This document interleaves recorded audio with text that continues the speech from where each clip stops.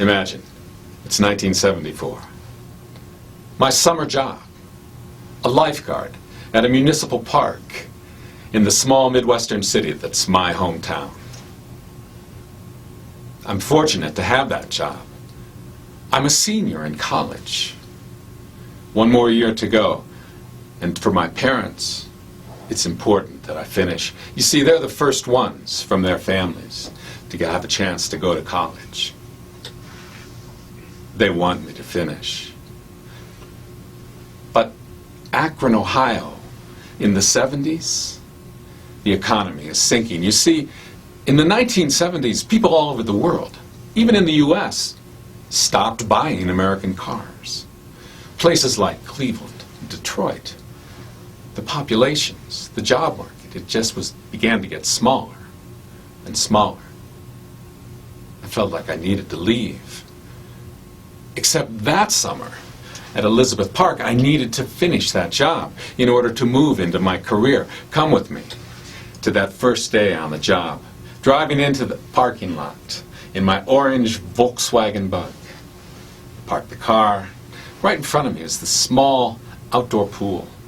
There's a grassy field. Beyond it, a playground. Right next to the pool, an office building with a big basketball court right inside.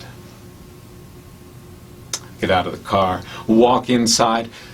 The office is wide open. I walk in. There's a woman seated behind a big desk. She's reading a magazine. I say, "Hello. I'm Robert, the new lifeguard." She looks up from her magazine, very cool, and says, "So?" I stared at her. My mouth just dropped.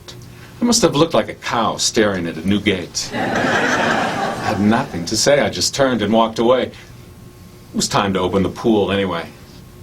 Even after that first introduction, I wanted to make a good impression. But I was the new kid. I was the stranger. And nothing in my life, growing up in suburban Akron, had prepared me for being the only white person in the projects of Akron. Now, not too much later, some of the younger kids came over to the pool.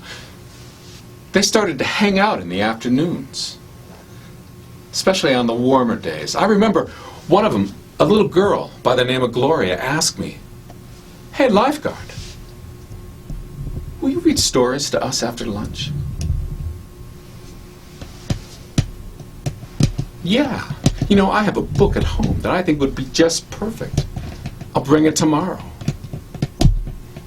That night I went home, found a box in the basement of my parents' house, had lots of old storybooks. I pulled one out. It's the story of Icarus. A little golden book, a boy on a faraway island with beautiful golden wings. And on page after page, he would soar through blue skies, billowy white clouds everywhere, going wherever he wanted to go. Till he got to the last page. That last page, he flew too close to the sun. The wings fell apart, feathers everywhere. Icarus tumbles towards an angry sea. Apparently one of the girls in that group didn't like that ending for the story. Because when I put the book down and walked away, she picked it up, tossed it right into the center of the pool, something like a thin frisbee. It made a curious clapping, splashing sound when it hit the water, and then she took off running, just as fast as she could across that grassy field. And I can still remember her calling out, "Hey, white boy! I just threw your book in the pool." My book got flying lessons that day. Who can remember a small child going out onto the backyard grass of a warm summer afternoon, lifting up both arms, lifting a leg, going into a spin, and feeling for just one moment what it's like to soar like an eagle, for gravity to let go. Icarus mounts those wings. And just think of the courage that it takes to do that. because he knows he's mounting those wings in order to leave the earth behind, something he has never, ever done before. Anybody here think they know how the story ends? No, not today. Not this time. Icarus doesn't always have to crash and burn. In fact, he still has a long journey ahead of him. Icarus has just proved that wings are meant for flying in the light and the warmth of the sun. And that is the first lesson to take away from this presentation today. And the interesting thing is that in December of 1984, a young mother from Elizabeth Park, Gloria James, gave birth to an infant son. She named him LeBron. And LeBron would go on to win 2 Olympic gold medals.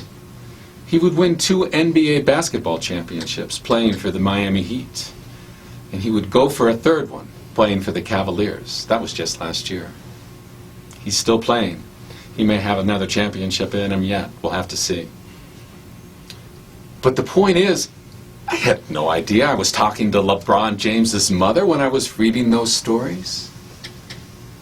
You can never know the impact you will have on other people when you interact with them. Even if they're complete strangers, you have no idea the influence you can have on their lives. They can have on your lives. I want to tell this story in Akron, Ohio. I want to tell it in my hometown and see how big an influence it can really have. Thank you.